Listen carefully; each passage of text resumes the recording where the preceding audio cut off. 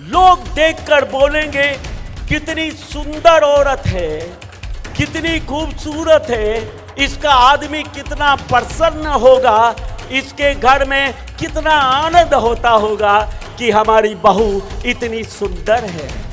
देखने वाले तो ये सोचते हैं, लेकिन उस घर में दुख तो बहुत बड़ा है कि बहू को 7 साल हो गए, 8 साल हो गए, 10 साल हो गए, कोई बच्चा नहीं हुआ। आज ही की रात जब एक बहन अपने पति के साथ सोएगी, वो कंसीव करेगी, ये प्रभु ने मुझे बोला है।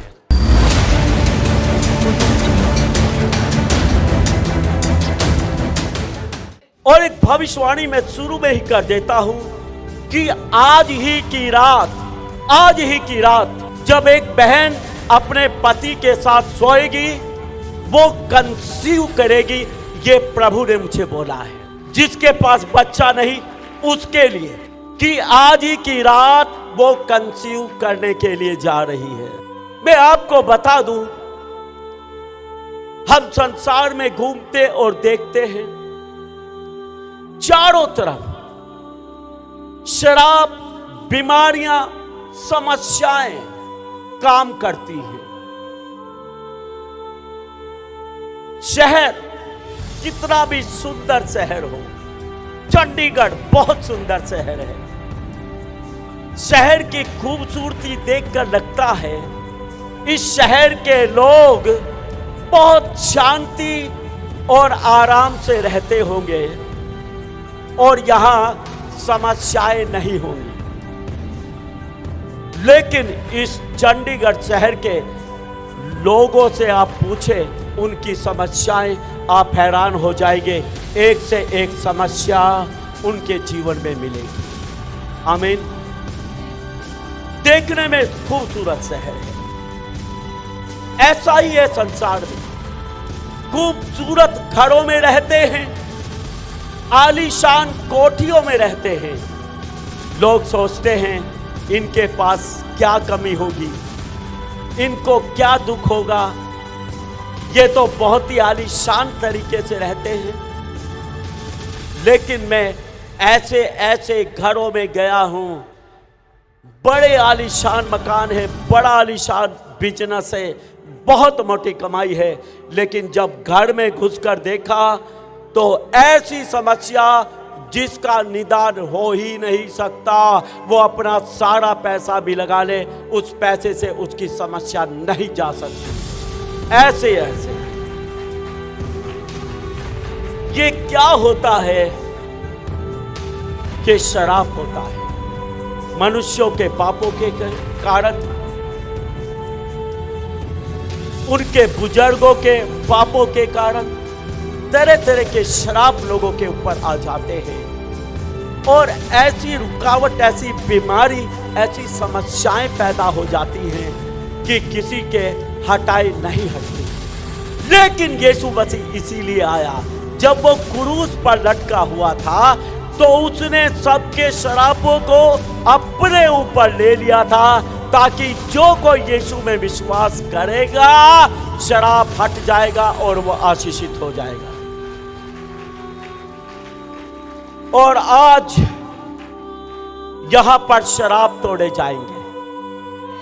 जो बीमारियां, जो समस्याएं, जो कर्जा पीढ़ी दर पीढ़ी चलता रहा आप लोगों के जीवन में, आज की शाम परमेश्वर की सामर्थ से वो आपके ऊपर से खत्म होने के लिए जा रहा है। इन शराबों को नष्ट करने वाला राजाओं का राजा, प्रभुओं का प्रभु यीशु मसीह है। आमीन।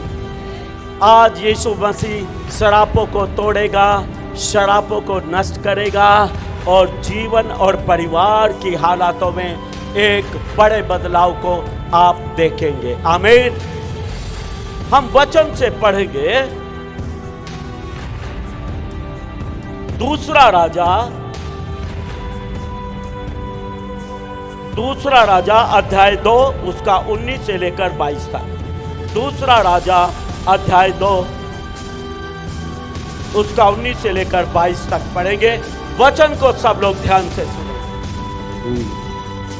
उस नगर के निवासियों निवासियों ने एलीशा से कहा, देख यह नगर मनभावने स्थान पर बसा है, जैसा मेरा प्रभु देखता है, परंतु पानी बुरा है और भूमि गर्भ गिराने वाली है।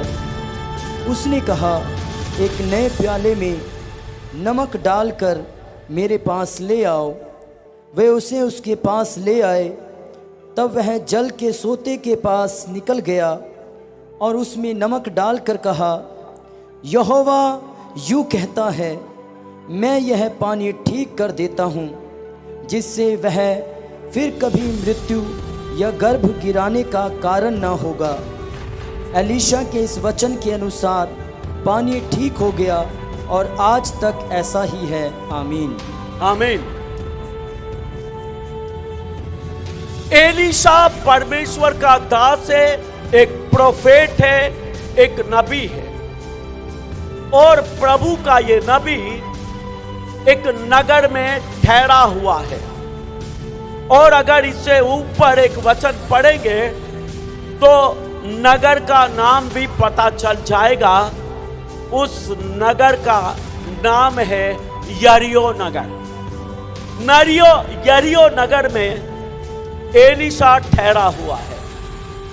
यरीहो का मतलब होता है पाप की नगरी। क्या मतलब होता है? पाप की नगरी। और एलीशा इस पाप की नगरी में ठहरा हुआ है। और ये एलीशा देखता क्या है कि ये नगर पहाड़ी के ऊपर बसा हुआ है और ये नगर बहुत सुंदर, बहुत मनभावना है। एलीशा सोच रहा है कि कितना सुंदर है ये नगर। लोग उसके पास में खड़े हैं और उनसे चर्चा करता है कि यार ये नगर कितना सुंदर है, कितना मनभावना है। तो वहां के लोग एलीशा को बोलते हैं कि जैसा तू देखता है ऐसा मनभावना और सुंदर तो है, लेकिन यहाँ की भूमि गर्भ गिराने वाली है और यहाँ का पानी खारा है, यहाँ का पानी बुरा है, खराब है। अब वहां की औरतें गर्भ गिरा देती, वहां का पानी खारा है। ये शराप है उस नगर के ऊपर। किस कारण शराप है? उस नगर के लोगों के, बुजुर्गों के पापों के कारण नगर श्रापित है। और शराप इतना बढ़ चुका है कि औरत जैसे ही गर्भ धारण करती है वैसे ही उनका गर्भ गिर जाता है। अब ये नगर कितना भी सुंदर हो, जब यहां बच्चे पैदा ही नहीं होंगे, जब संतान पैदा ही नहीं होगी, जब आगे पीढ़ियां वंश चलेगा ही नहीं, इसकी सुंदरता की क्या मायने रह गया है? क्या मतलब है कितना भी सुंदर हो, लेकिन औरतों के गर्भ उजाड़ने वाली जमीन है ये। यहां खुश हो सकता है शहर में कोई, जहां बच्चों की किलकारियां ना सुनी जाएं, जहां ये खुशखबरी ना आए, फलाने घर में बच्चा पैदा हुआ है, फलाने घर में बच्चा पैदा हुआ है, जहां ऐसी खुशखबरी आती ही नहीं है, तो उस शहर के मन भावना और सुंदर होने का कोई अर्थ, कोई मतलब नहीं रह जाता है। लोग दुखी हैं। संसार में ऐसा ही तो है, देखने में लोग खूबसूरत हैं। मैंने ऐसी ऐसी बहनों को देखा है, बहुत खूबसूरत है, जवान है, शादीशुदा है, कई साल से शादी हुई, लेकिन बच्चा तो उसके पास एक भी नहीं हुआ है। बताते हुए आंसू निकल जाते हैं। लोग देखकर बोलेंगे कितनी सुंदर औरत है, कितनी खूबसूरत है, इसका आदमी कितना प्रसन्न होगा, इसके घर में कितना आनंद होता होगा कि हमारी बहू इतनी सुंदर है। देखने वाले तो ये सोचते हैं, लेकिन उस घर में दुख तो बहुत बड़ा है कि बहू को 7 साल हो गए, 8 साल हो गए, 10 साल हो गए, कोई बच्चा नहीं हुआ। कोई बच्चा, ऐसी औरत का सुंदर होने का क्या मतलब रह गया जो मां ही नहीं बन सकती। ये तो बहुत बड़ा दुख, बहुत बड़ा दुख है। बड़े आलीशान मकान में रहते हैं। एक बार यमुना नगर में किसी ने मुझे प्रार्थना के लिए बुलाया।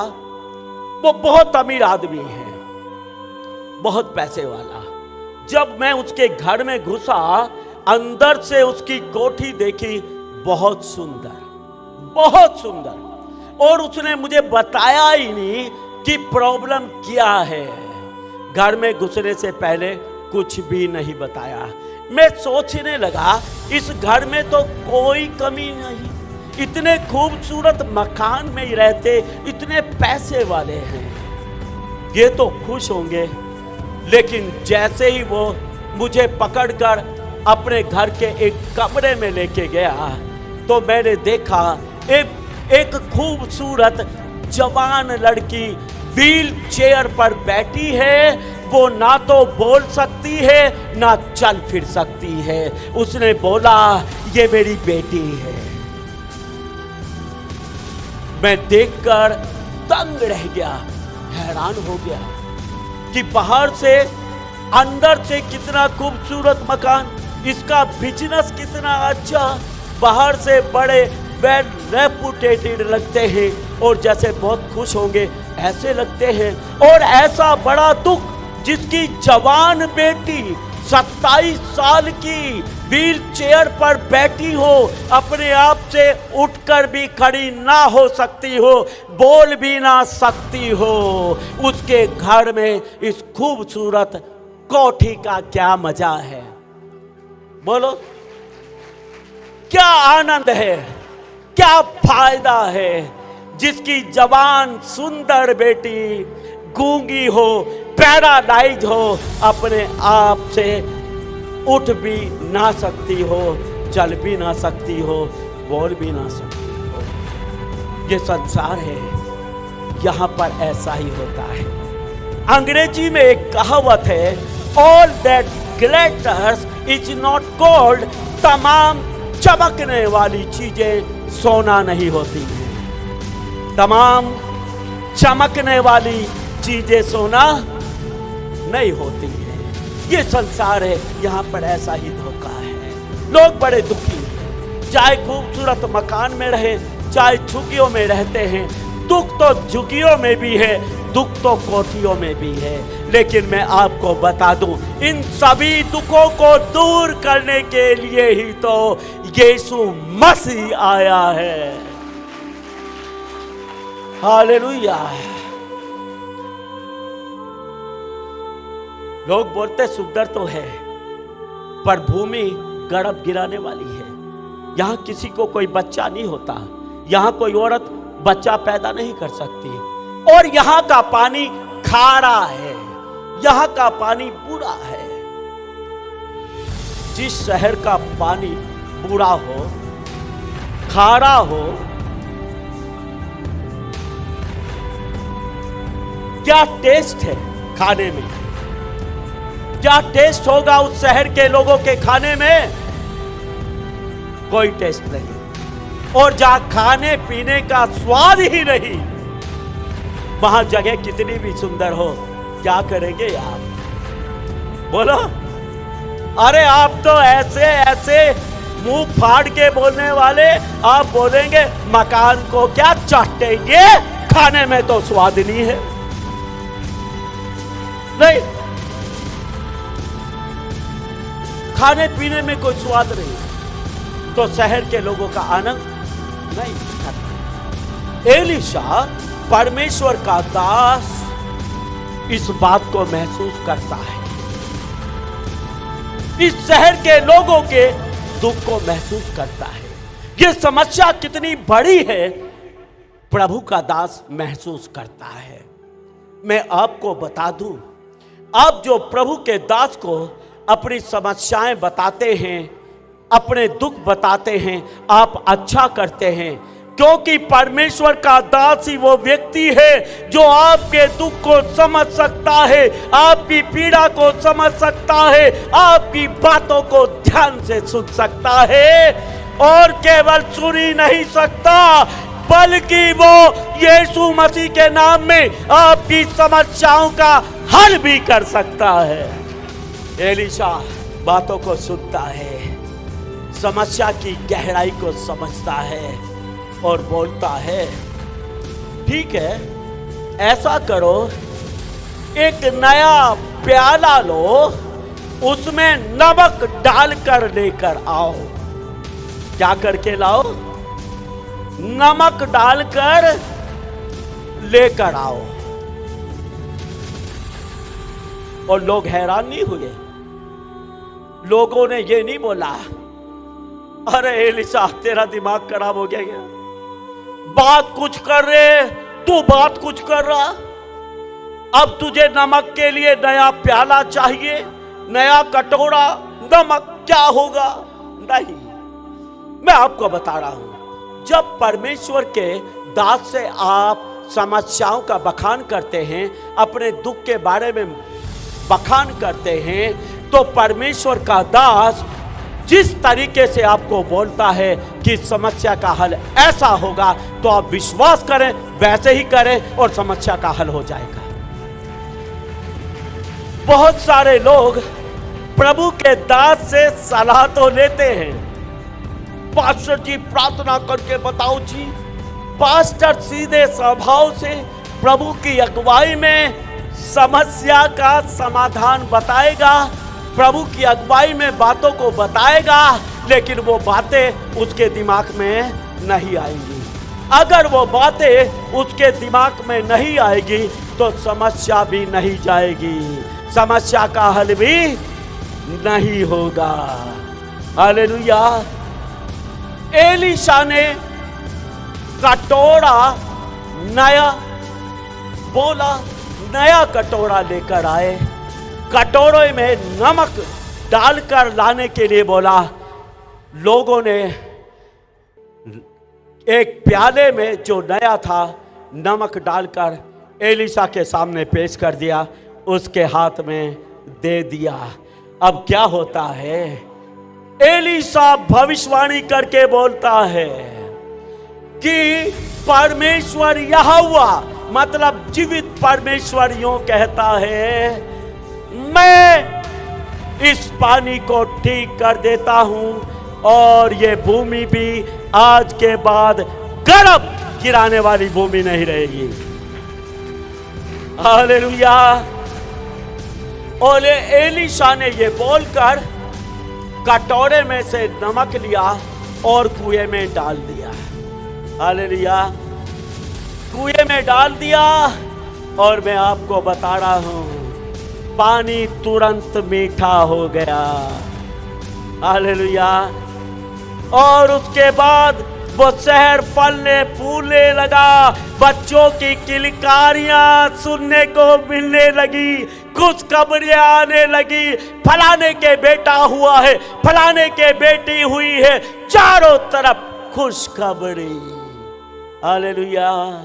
हम आशा करते हैं कि आपको ये वीडियो अच्छी लगी होगी और हम आपसे निवेदन करते हैं कि हमारी ये वीडियो अपने दोस्तों और रिश्तेदारों के साथ जरूर शेयर करें, ताकि वो लोग भी परमेश्वर की सच्चाई को जान सकें और आशीषित हों। और हम आपसे कहना चाहते हैं कि अगर आपने हमारे चैनल को सब्सक्राइब नहीं किया है तो जरूर सब्सक्राइब करें।